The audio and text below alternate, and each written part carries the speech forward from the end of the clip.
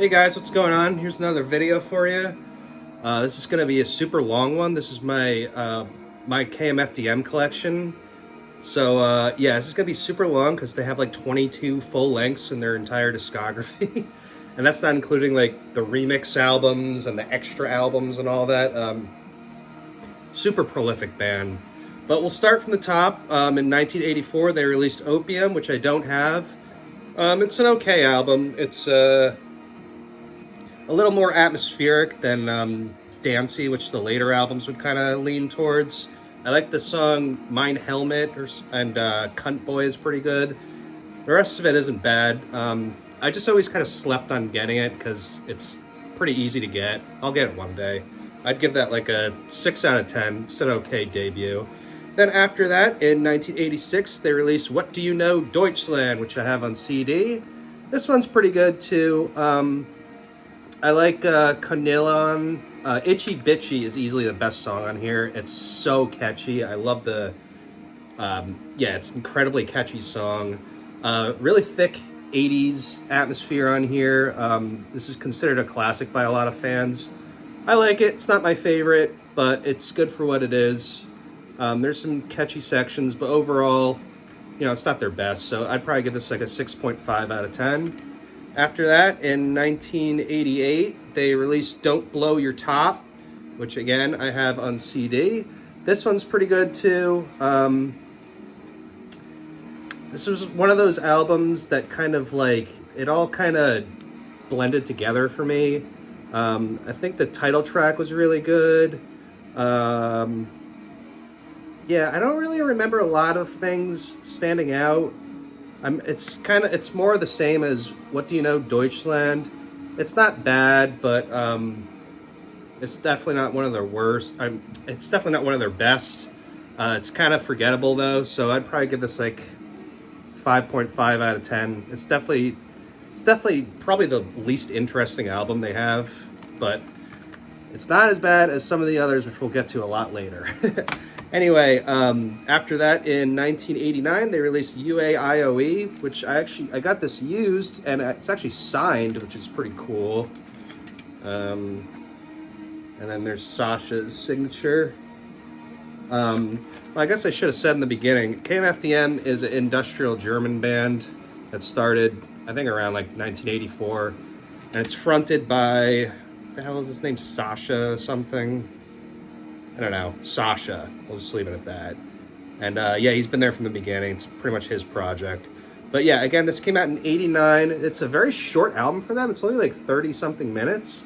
But this has some good songs. Ganja Rock is cool. Mourn Faster. Rip the System, obviously, is a classic. There's some like weird stuff on here. Like there's a lot of like the first song is very reggae sounding, and they kind of experiment a lot on this. I do like it better than the last two though, just because it's kind of more concise and it's just kind of like an interesting listen. So I'd probably give this another like 6.5 out of 10. It's good. Again, it's not one of their best though. But with that being said, in 1990 they came out with Naive, and this is where they truly found their sound. This is an excellent, excellent album. Easily one of the best in their discography. You have Naive, Piggy Bank, Achtung is amazing, Liebeslied, Go to Hell, Virus, Godlike. I mean, there's so many good songs on here. The whole album I just love. I listened to it recently too, and I was just like, God damn, this is good. And it has that classic, I guess you'd say 90s kind of like industrial, like kind of inner city atmosphere, if that makes any sense. It's just an excellent album. I could do without all like the remixes at the end of this. It's like a 74-minute release. But as far as like the actual album, like the songs that aren't just remixes after another, it's excellent. I would easily give this a 9 out of 10. They also start to use female vocals in here, which is an awesome addition. And so after that, they released Money in 1992. Very, very good album. This is another fan favorite. I love the title track, Vogue, Help Us, Save Us, Take Us Away. Those three in general are just like amazing. Spiritual House is cool. Sex on the Flag.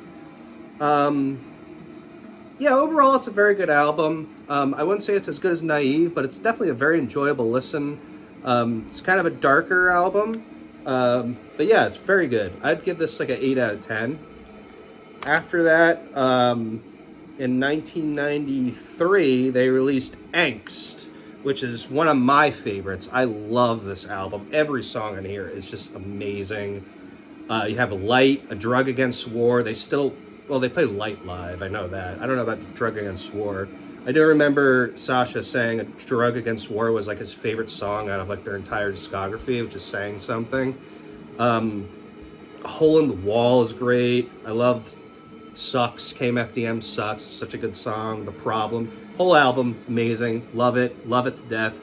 I might like it a tiny bit better than Naive, so I'm going to give it 9.5 out of 10. Just excellent stuff. After that, they released Nihil, whatever.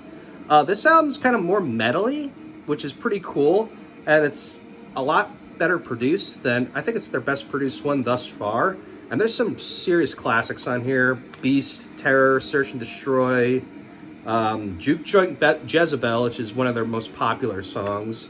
Very, very well done album. Again, there's some metal influences on here. Like, it gets thrashy. There's some double bass and stuff, but it's very, very catchy. Again, the female vocals are great. Has that old school atmosphere. Excellent album. This is easily a 9 out of 10. And then after that, in 1996, they released Extort.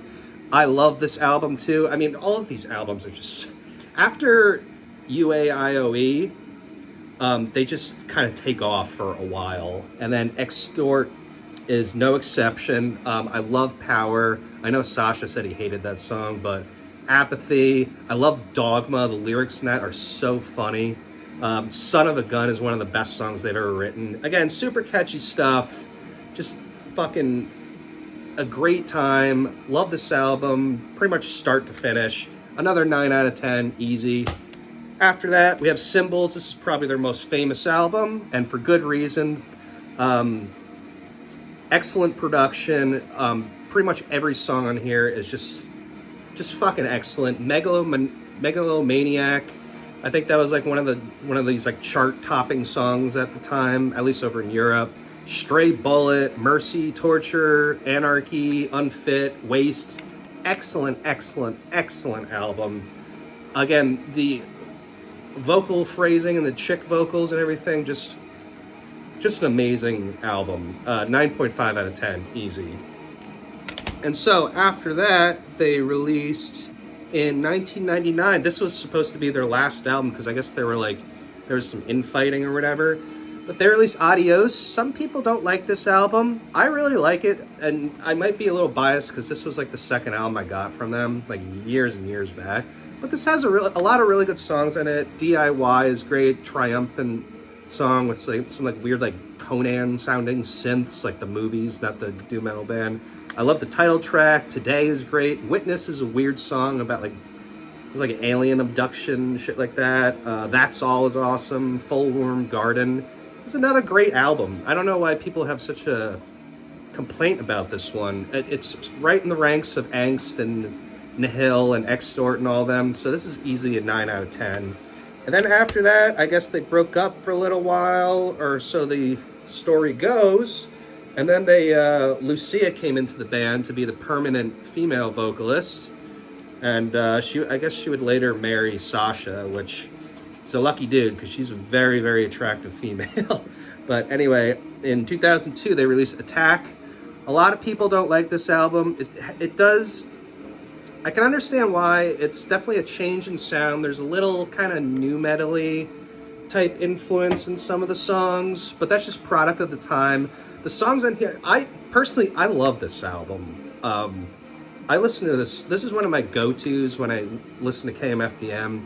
The title track, Attack Reload. Urban Monkey Warfare is awesome. Save Me, again, it's kind of like a little nu metal-y type song, but I do like it a lot. Yo Ho Ho, Superhero is probably the best on here. I love that song. Her vocals are so good.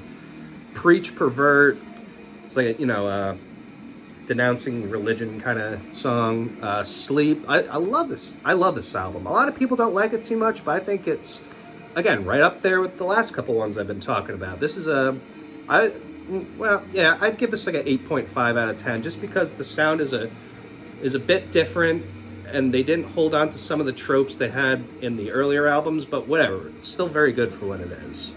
So then after that, in 2003, they released World War III, another excellent album. I mean, I think, so this was the album that they got like a permanent band behind them, at least for the time being, and every song on here is just so catchy, so memorable. There's, again, some metal influences on here, especially in the title track, World War III. Love the lyrics in that song. It's so, like, anti, like, mainstream bullshit.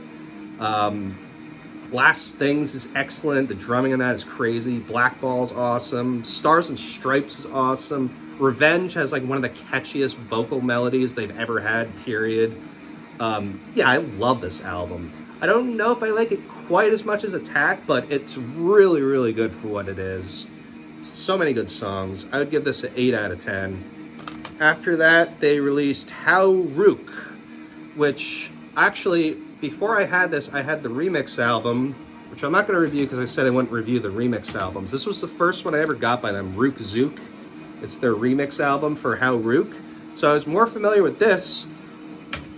And by the time I got this album, it was kind of reacclimating to the original songs, which, again, is why I just don't understand the need for remix albums, but whatever. Again, another great album, excellent album. Free or Hate is so good. How Rook, You're No Good has an excellent chorus. Again, it's a little more metally. New American Century, Real Thing, Professional Killer, Ready to Blow. I love this album. And again, I think this is with that same band from World War III. Yep. They really feel, like an invigoration, you could tell, with like this band behind them. And it's so good. After that, in 2007, 2 years later, they released Tohu Vabohu, which, okay, so this is a good album. It's not as good as the previous fucking several I mentioned. The first song, Superpower, is kind of like, eh. Looking for Strange is the best song on here. Her vocals are amazing. The catchiness of that is great. Tohu Vabohu is okay. I Am What I Am is pretty good. Salt and Craft is okay. Los Niños del Parque is pretty good.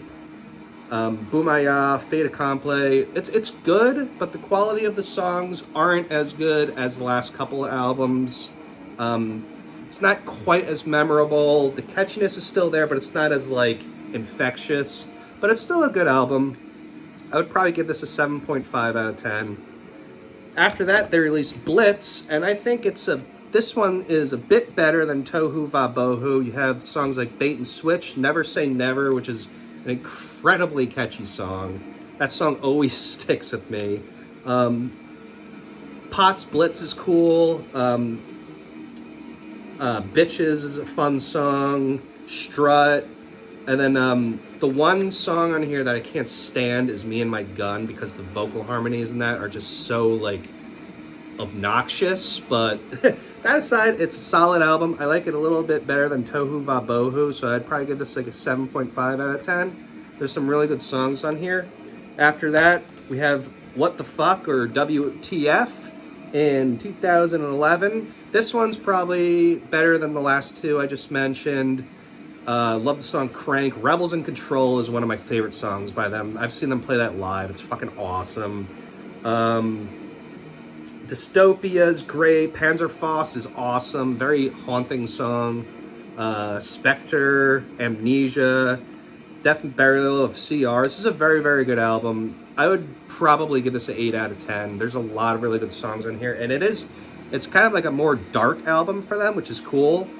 A lot of catchy stuff, great stuff. And then after that, in 2013, they released Kunst, which is a good album. It's not amazing. There's some good songs. Ave Maria is good. Quake's okay. Pussy Riot is about the band Pussy Riot, and there's some catchy parts on that. But then you have songs like I Love Not, and like Hello and The Mess You Made. It's all right. It's not amazing. There's some good songs, but it's not as good as a lot of the other ones. So I'd probably give this like a 6.5 out of 10. After that, they released Our Time Will Come in 2014, which is probably my least favorite thus far. There's a lot of just not very good songs on here. Shake the Cage kind of sucks. Our Time Will Come kind of sucks. Just the lyrics are just very lazy. Brainwashed sucks. But they have some good songs though. Like Respect is like, it's a very goofy but weirdly infectious song. I like Get the Tongue Wet and the title track, not the title track, but Salvation's pretty good. But it's just, I don't know, a lot of it just feels very lazy and not very memorable. It's definitely one of their weakest albums. Honestly, I'd probably give this like a 5 out of 10. There's not a lot of re-listen value to this. So then after that, and we're coming to the end finally, after that in 2017, 3 years later, they came out with Hell Yeah, which is such a great comeback. I love this album. I just listened to it recently.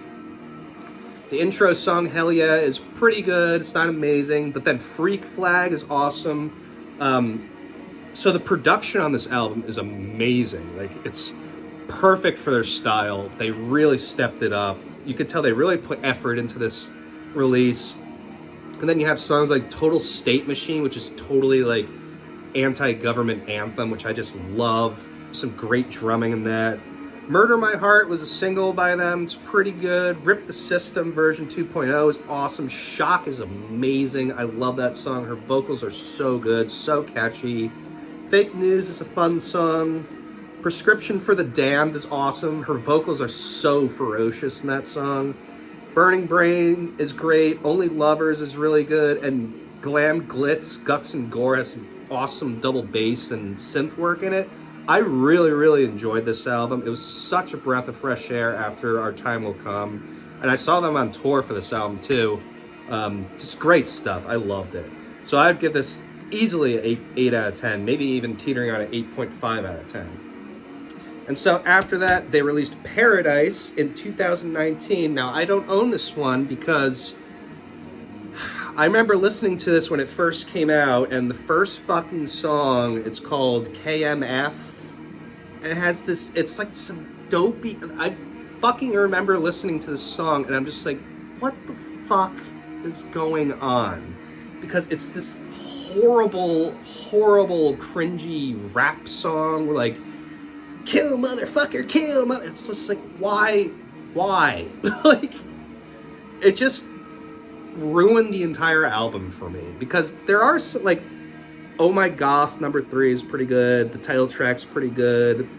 WDYWB isn't bad. Automaton's okay. The rest are very forgettable. And by that standard, I would almost consider buying it, but that first song is just like, why? I don't understand it. So I was not happy at all at this release. It's probably in the same vein as Our Time Will Come. Maybe a little bit worse just because that fucking rap song, but I'd probably give it a 5 out of 10 because there are some standout moments. And then after that, in 2022, they released Hyena, which was even worse.